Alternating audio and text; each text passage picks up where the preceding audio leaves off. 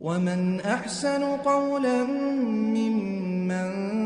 دعا إلى الله وعمل صالحا وقال إنني من المسلمين. بسم الله الرحمن الرحيم. الحمد لله رب العالمين، صلى الله وسلم وبارك على سيدنا وحبيبنا محمد وعلى آله وصحبه أجمعين. پێشەکی زۆر پێخۆشحاڵم کەوا بە خزمەت ئێوەی ئازیز و خۆشەویست گەیشتمەوە. خوای گەورە تاعەت و عیبادەتی ئەو مانگەی هەموو قبول کردبی ئینشاءالله. وڕزامان وایە خوای گەورە لە بەرەکەت و لە لوتف و کەڕەمی خۆی لە تائیفەی کە دایناوە لە شەوانی لەیلەت القەدر ئینشاءالله هیچمان لێ مەحروم ناکاتن و دوعا و نزا و پارانەوەکان ئینشاءالله هەمووی قبول دەکاتن. خۆشەویستانم، ئەم قورگم تەواو نییە، ئەگەر شتێکم لێ هات دەبێ هەر بەخۆی عیلازم کە یەک فلسیش نادەم. ئەوە شاهد بن بە قورعان پارەی یەک دەرمانی نادەم. پێم گوتی بابە ئەم قورگم دێشی دەرێ ناگوتی ئیلا دەبی بێ. ئەوجا ئەوە شاهد بن باشە یەک فلسی نە عیادەی نە دەرمانی نە عیلازی نادەم. خۆشەویستانم، حەدیثێکی زۆر خۆشی پێغەمبەری خوای هەیە عەلەیهی سەڵات وەسەلام کە حەدیثەکانی هەر هەموو خۆشن، بەڵام ئەو حەدیثەیان بەڕاستی هەر کەسێک تەمەسوکی پێوە بکە و هەر کەسێک جوان لێی حاڵی ببی هەموو ژیانی دەبتە نور و بەرەکەت و هەم قیامەتیشی لە خۆشیدا دەبیتن. حەدیثێکی زۆر کورتە، سێ فەقەرەیە. پێغەمبەری خوا دەفەرمی عەلەیهی سەڵات وەسەلام اتق الله حيثما كنت وأتبع السيئة حسنة تمحها وخالق الناس بخلق حسن. أو لي حديثك بس براسي أو حديث زور عظيمة زعما بشي ناوان دي وري دقرين فقري دوم لحديثك ورد دقرين كبيغمبري خو عليه الصلاة والسلام أفرمي وأتبع السيئة حسنة تمحوها. طبعا بداية حديثك إذا فرميتن تو خود بباريزة لغزب وتوربوني خواي لهر شوينك أي اتق الله حيثما كنت لهر شوينك بوي خود لتوربوني خداي قورا خود لغزبي خواي قورا بباريزة وأتبع السيئة حسنة تمحوها. لباش هر گناحكي تاكتشي لدوب كرشي دكاتوا. سيميش دفرمي وخالق الناس بخلق حسن. لقى خلقيش براسي بأخلاقي حسن لقى خلق تعامل بك. طبعا أو حديثة سي علاقي إنسان بعزك إنساني مسلمان سي علاقي هي علاقية كم لقى خوي خوي، علاقي دوام لقى نفسي خوي، علاقي سيم لقى غيري خوي، لقى دورا وبشتي خوي. زا أو بيغمبرنا زار عليه الصلاة والسلام أو سي علاقي مزور بزواني مزبوط دكا بوي إنساني مسلمان تون أو سي علاقي باش بكاسكو هر كسيك موفق بي لدنياي لو سي علاقي براسي أو هم لدنياي بختورا هم لدنياي الصالح دردسي وهم لقيامتيش زي وحالي وبعضي زور خوش دبيتن. تو بين لقى خواي قوراء ودان بي لقى نفسي خوشت كيستا باسي لكن تسون بي باكو بيقرد بي ولقى خلتش لو بري ريزو حرمتو تساك خواز بي أتو براسي أولياي خواي لسر زمي دروي. زا أما إدين إسا إنا وندي حديثة كمان إيش بيا بناي مجلس محاسبة، مجلس المحاسبة مع العلم ما إستا زور غافلين لو مجلسي توباني مان هي، مجلسي بليارد مان هي، مجلسي كونكان مان هي، مجلسي دامة مان هي، أنواع أشكال مجلس مان هي، مجلسي لغو مان، مجلسي سياسي مان هي، مجلسي درو مان هي، مجلسي دعاية مان هي، مجلسي كرون وفروشت مان هي. زور ما شاء الله مجالس، بلا مجلسي كيكا أو مجلسة دنيا وقيامة بختور دكا هم لدنياي صالح الدكا بمشكلة وببلا دكا وهم لقيامته السرفراز وروسبي ديواني خداي قورة دكا كبيدر مجلس المحاسبة. بيغمبري خو عليه الصلاة والسلام لم حديث دا فرعوا مجلس ما دكا بلام لهمو مجلسان قرنتر كناي ناسين كناو ما نبستوا كإهمال ما نكردوا مجلس محاسبة. خوش لسان بيغمبري خو عليه الصلاة والسلام لو فرمودە شیرنەی خۆیدا ئێمە فێرە ئەو مەزیسە دەکەن دەفەرمی وەئەتبع السەیئەتە حەسەنەتە تەمحوها دەفەرمی هەر گوناحێکت کرد تۆ چاکەیەکی لەگەڵ بکە دەی کەواتە علاقەی ئینسانی لەگەر نەفسی خۆیدا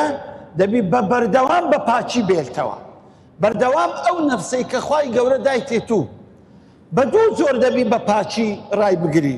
جۆری یەکەم ئەو جسمەی بشۆی خاوێنی کەینەوە نوێنۆکەکان بکەین مووەکان لێکەیتەوە شواربی جوان بکەی ئەو تەنزیفاتە واجبە لەسەرت بۆیە پێغەمبەری خوا عەلەیهی سەڵات وسەلام دەفەرمی حەقی خوایە لەسەر عەبدی کە هەموو حەفت ڕۆژان جارە خۆی بشواتە حەفت ڕۆژ جارە واجبە لەسەرت دەبێت و خۆت بشەوی خۆت خاوێن کەیەوە دەبی پاک و خاوێن بی بەڵام پاک و خاوێنیەکی تر زەروری ترە لەوەی کاوەیە دەبی دڵ و دەرونیشت پاک و خاوێن بی چاوت دەمت گوێت هەموو ئەعزای بەدەنت دەبی خاوێن بیتن بەڵام بەداخەوە ئەمە ئەوەمان ئیهمال کردووە بەڵام ئەو ڕەمەزانە فرسەتێکی زۆر عەزیمە کە ئینسان بەڕاستی دابنیشی لەگەر خۆیدا ئەو مڕازعەی خۆی بکە چونکە ئەگەر ئەتوو مەزیسی محاسەبەی خۆت دانەنە ئازیزانم ڕۆژ بە ڕۆژ ئەو دڵی تو ڕەش دەبی ڕەش ئاگاشە لێ نابی لۆی نە قورئان تەئسیری لێ دەکا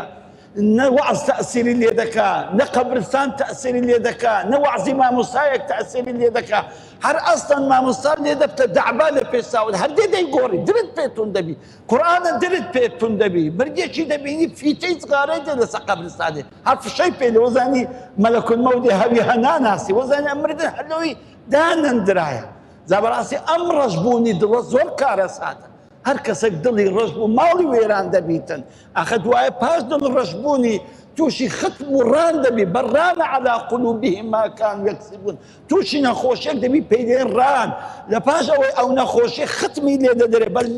کە ختمیش لە دڵت درا بەڕاستی تازە ئەو دڵە هیدایەت وەرناگری کوفر و بێدینی و مەعسیەتی لە ناو نایەتە دەرێ و هیدایەتیش وەرناگریتن جا بۆ ئەوەی بەڕاستی دڵمان دائیمەن پڕ نووری خودای گەورە بی دڵمان دائیمەن خۆش بی بە قورئان خۆش بی بە فەرمودەی پێغەمبەری نازدار عەلەیهی سەڵات وەسەلام و خۆش بی بە کردەوەی باش بەڕاستی دەبی ئەو دڵت بپارێزی ئەم دڵە پاراستن کە دڵی خۆت پاراست و ئەندامەکانی خۆت پاراست بەڕاستی تۆ ساڵح دەبی ئیبن دەقیق العید هەزار ڕەحمەتی خوای لێبی یەک لە پیاوە ساڵحەکانە و یەک لە عولەما گەورەکانیشە دەیفەرموو وەڵڵاهی ئەمن ئەگەر خوای گەورە حیسابم لەگەڵ بکاتن لە ڕۆژی قیامەتێ برێ ئیبن دەقیق ئەو قسە لۆ کردێ دەرم خوایە لەبەر ئەوەی ئەو قسەم کردیا یعنی هیچ قسەیەکم نەکردووە ئیلا جوابێکم بۆ خوای گەورە ئامادە کردووە کە لەبەر ئەوەی ئەو قسەم کردووە کوڕ ئیمە بە ئەتنان قسەمان لە دەو دێتە دەرێ هەر حیسابیشی لۆ ناکەین نازانین ما يلفظ من قول إلا لديه رقيب عتيد ئەتوو هەر لەفزێک لە دەو دێتە دەرێ نەک جوملەک نەک قسەیەکی سعاتی دوو سعاتی هەر لەفزێک لە دەوت بێتە دەرێ خوای گەورە دەینووسن ئەو دوو مەلائیکەتەی بە ئەمری خوای گەورە دەینووسن هەر لەفزێک ما يلفظ من قول هەر لەفزێک لە قەول لە دەوت بێتە دەرێ ئیلا ئەوانە دەینووسن دا قورمان بەسەر ڕۆژی قیامەتێک کە دەبینی دەفتەرەکەمان هەمووی ڕەش بۆ ئاگاشمان لێنێ ئەو هەموو قسەمان کردووە ئەو هەموو قسەی بێسەر و بەرمان لە دەو هاتیتە دەرێ هیچ حسابێکیشمان لە بۆ نەکردووە یان ئەو نەخۆشیانەی کە عیلاقەیان بە دڵی ئینسانی هەیە وەکی تەکەبڕ وەکو حەسوودی وەکو بوغز و عەداوەت وەکو ڕق لێبوونەوە ئەوانە ماڵت کاور دەکەن وەکو عوزب ئەو نەخۆشیانە فەتاکن بەوەڵڵا هەر موسڵمانێک ئەو نەخۆشیانە بگری کە نەخۆشی خەفین زۆر بزرن تەکەبڕ پێغەمبەر فەرمی عەلەیهی سەڵات وسەلام لا يدخل الجنة من كان في قلبه مثقال ذرة من الكبر ناسی باش یەک مسقالە زەڕەی تەکەبڕ تێدابی دەتوو ڕۆژێک دانیشتی لە مەزیسی خۆتدا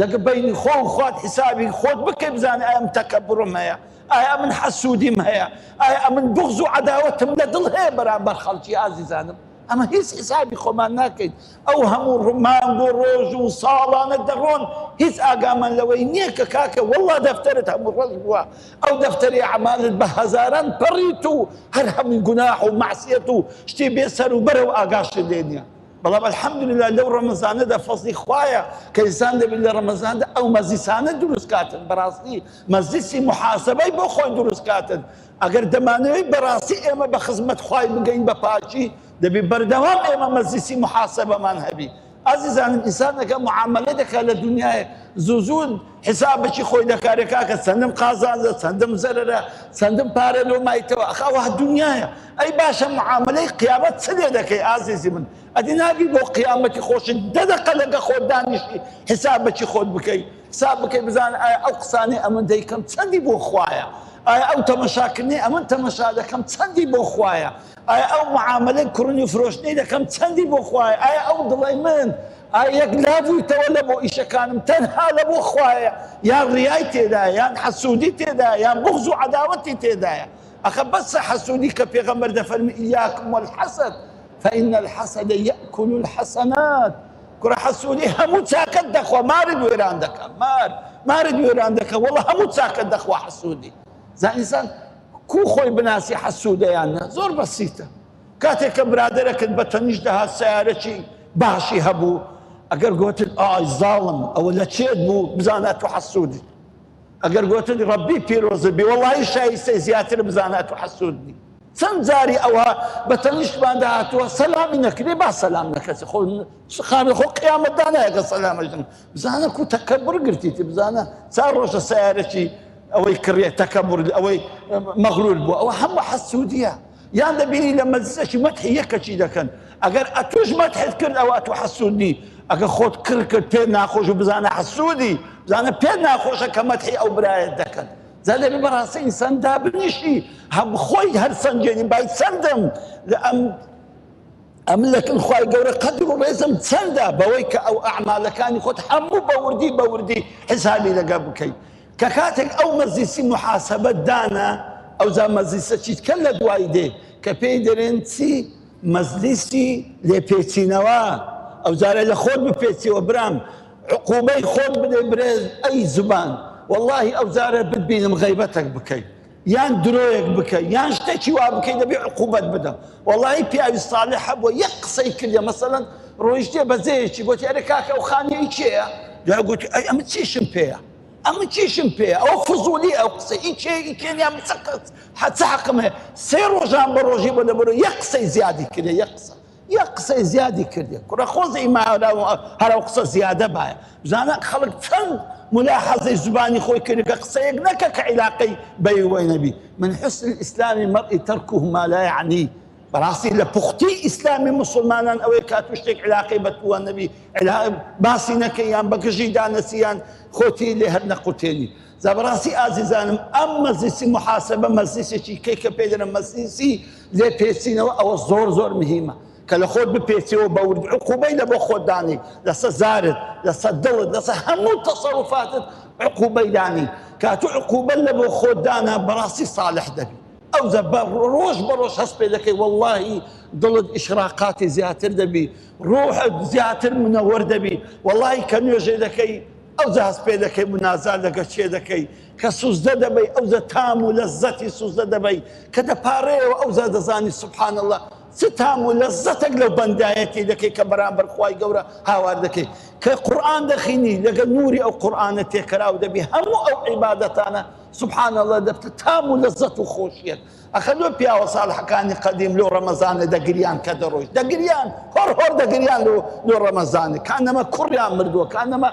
كسيشان سفري كردو اخذ انساني ستام ولذتك خوشيان لدنيا لقيز دسيتن والله ما هم خوات مان بيستو حفروش برمضان نكر بيستو نورش بيت او اللي بيتاقتي لو كبراسي تام لذتي لناكن ضمن قفات بوها هيس خوشيتي روحي واشراقاتك روحي نابين بو ما او بيتاقتي لعبادتك كان ده زازيزان براسي امر رمضان فرصته با او تنروجي كماوا همو مان فير ببين همو حفتي زارك مزيسي محاسبه لبو خود داني قلم وقاقزك داني امنا او حفتي براسي بزانم زبانم سنتواني تذكري خواي قوربك سنتواني ما او واجباتاني كلا سرمه بزواني اداي بكم اي او حفتي سن بامري خواي قورم كردو كم سن ترخمين كردو